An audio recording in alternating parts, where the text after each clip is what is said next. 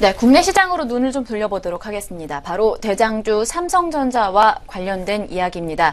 그동안 삼성전자가 승승장구하면서 우리 시장을 이끌어 왔었는데 갤럭시 노트 7의 리콜 등 악재가 불거지면서 하락세가 나왔었고요. 자사주 매입 종료와 3분기 7월부터 이 9월까지의 실적 조정에 대한 하향 전망치가 이루어지면서 이제 투자자들은 삼성전자의 독주 장세가 끝나는 것이 아니냐라는 이야기가 나오고 있고요. 그 이후의 흐름과 시장의 흐름까지 함께 궁금해하고 있습니다. 어떤 현황인지 점검하면서 투자 전략을 만들어 보도록 하겠습니다. 예, 며칠 전에 좀 말씀드렸던 내용인데요.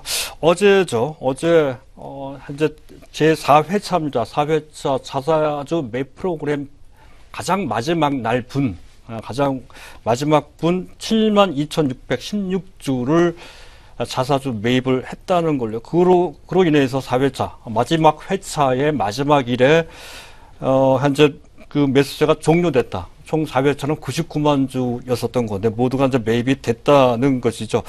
따지고 보면 이러한 자사주 매입 프로그램은 상당히 오래됐습니다. 작년 11월 2일부터 시작을 했다는 것이 장장 근 1년, 정확히는 11개월. 원래는 10월 말까지 했었던 건데요. 한 달 일찍 종료가 됐다는 건데요. 그 사이에 자사주 매입분이 상당합니다. 총 보통주가 662만 주, 그리고 우선주가 232만 주, 금액으로 따지면 합계 11조 3천억 가량 됩니다. 그것이 이제 완전히 종결이 됐다는 건데요.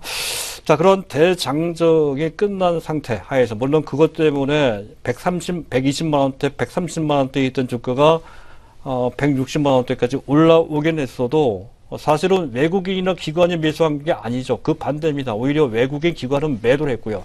결국 삼성전자의 그러한 랠리는 오로지 자사주 매입에 의존한 바 있었다는 것이죠.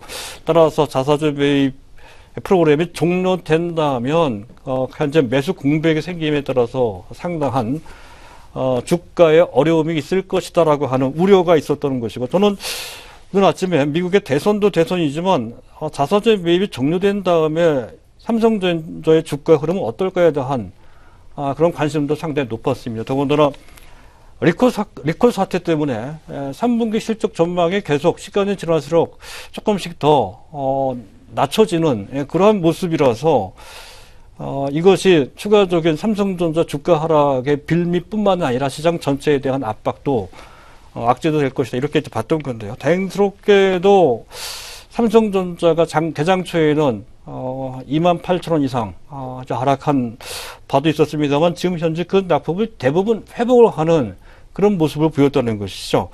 그래서 단기적인 그런 부담도 어느 정도 극복하는 것이 아니냐. 그렇다고 한다면 전반적으로 특히 시장 분위기가 미국 대선과 함께 어느 정도 우호적인 그런 분위기로 진행된다라고 했을 때 역시 삼성전자가 또다시 어느 정도 제한적이긴 하겠지만 그 랠리를 현재 주도하는 주역이 될 수도 있겠다라는 기대감을 할 수도 있습니다. 하지만 전반적인 상황은 그렇게 반드시 우호적이지만은 않죠. 일단 우리가 봐야 될 것은 외국인들 수급인데요. 9월 23일 지난 주 말까지입니다. 외국인들 금년 들어 약 10조 10조 2,300억 정도로 순매수했다는 건데요. 지난 1월달, 금년 1월달에 약 3조 원 정도, 거의 3조 원입니다. 순매도를 했거든요. 그걸 감안한다면 사실 2월달부터 지금까지 외국인들 순매수 규모는 상당하죠.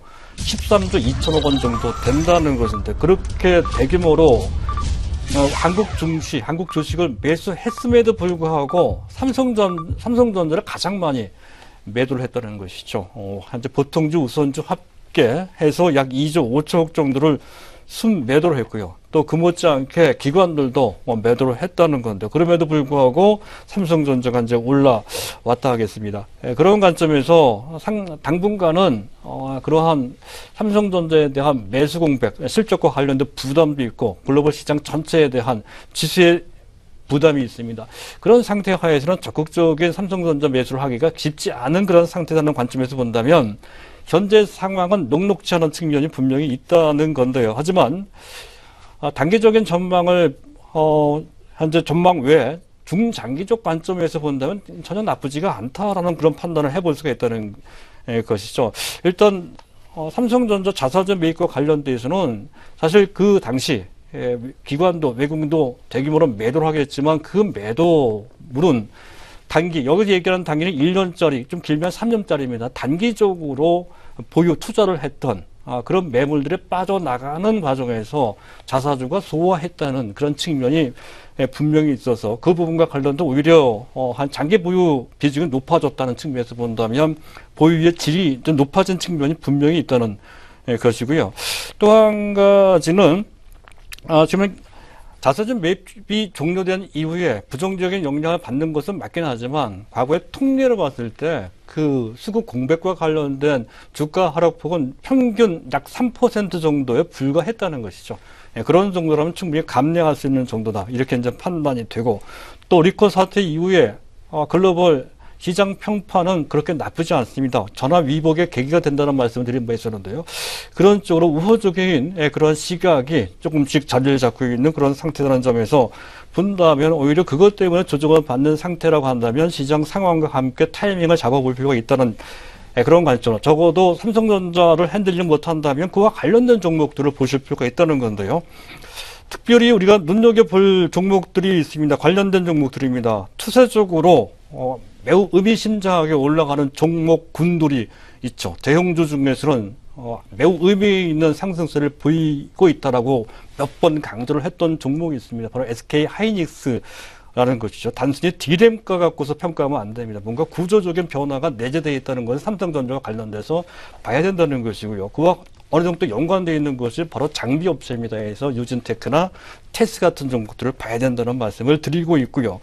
또 한 가지는 그 반대로 최근에 실적 및 기타 등등의 여러 가지 부진하다라고 하는 평가 때문에 바닥을 헤매는 종목이 있습니다. 삼성전기가 이제 그 해당되는데 잘하면 오히려 역사적인 바닥을 찍는 어떤 턴어라운드 한 바닥권에 와 있을 가능성도 있습니다. 그런 점도 함께 계속 봐야 된다는 거고요. 그리고 그와 관련돼서 지금 삼성물산이나 삼성 SDI 그리고 삼성과 관계없 삼성은 아니지만 LG전자, LG 디스플레이 그리고 LG 이노텍 같은 종목들도 과연 어떻게 되는지에 대한 고민도 함께 해볼 필요가 있겠습니다.